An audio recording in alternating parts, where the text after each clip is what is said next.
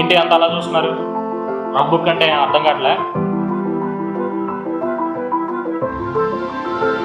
అభి ఇంట్లో ఉన్నాడా? ఏది పిలు. గవర్నమెంట్ జాబ్ కోసం ప్రిపేర్ అవుతున్నారు. కంబైన్డ్ స్టడీస్ కోసం ఫ్రెండ్స్ దగ్గరికి వెళ్ళి.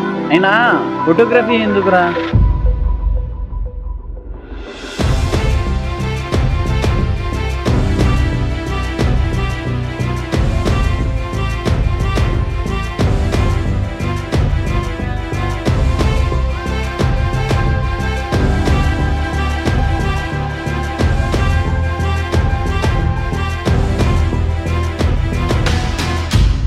అయినా అసలు నాతో మాట్లాడితేనే కదా తెలిసేది.